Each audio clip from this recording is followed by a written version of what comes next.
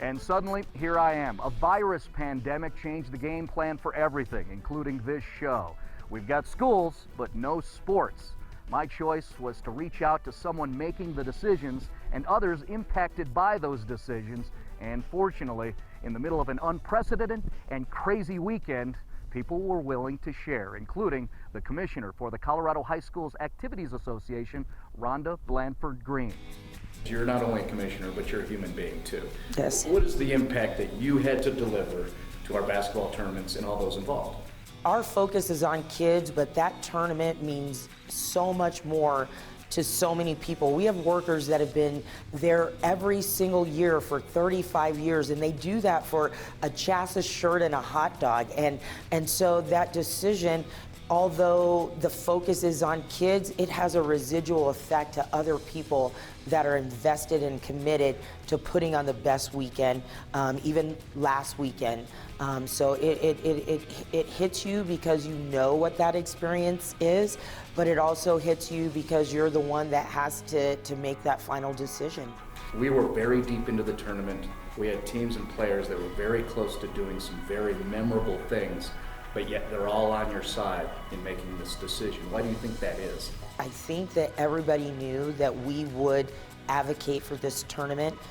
You never know what that's going to look like, right? So we weren't that far into it. It was the first day of the tournament, so we actually got to see what that would look like, looking at the Colorado Department of Health kind of recommendations, Governor Polis's recommendations, and there were just some things that we saw that we maybe weren't going to be able to do that, even with a limited capacity crowd. DU may have been the first one, but there were a lot of conversations from our other sites about whether or not we could actually make those things happen to protect our crowds, to protect our players, to protect our workers, our time clocks, our staffs, our volunteers. And I think that was another factor in my decision is, can we really uphold what the data has said to decrease spread or anything? And I'm not sure, as Governor Polis said, with a mandatory 250, I'm not sure that you can even manage 250 with some of the things that we know we need to make sure happens when we bring in diverse populations.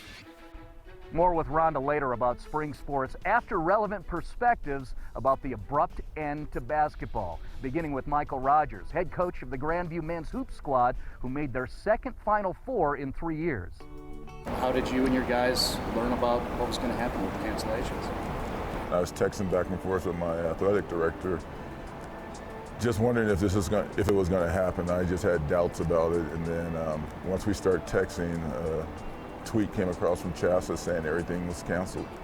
When you had the doubts, were you communicating with the guys at that point, or did you wait? No, I waited. I didn't want the kids to have any type of anxiety and, wonder what if and things like that. So I just waited till it was all finalized and then put the word out to them.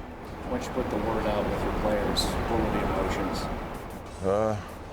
The PC way is that they were disappointed, but I don't know if unhappy. I think it was more just disappointed. They were, anxious. A lot of them haven't been this far, and some seniors just wanted to finish on a high note.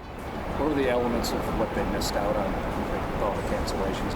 Oh God, just the excitement. The Final Four. Not only the kids, but the school just gets behind you once you get to this stage. It was an exciting time for them. Like I told them, I said, you're 4 of 66 schools still remaining and having that opportunity to play on the biggest stage there is in Colorado for basketball.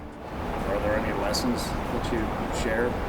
And I tell them it's kind of like you prepare for a job interview, you go buy a new suit, you nail the interview only to be told that you didn't get the job. And then after that, you keep applying for other jobs and, see if you finally get your dream job. It's a one-time, unique situation. At the end of the day, some people are saying it was late and they took too long, but whether it was late or not, it was still the right decision.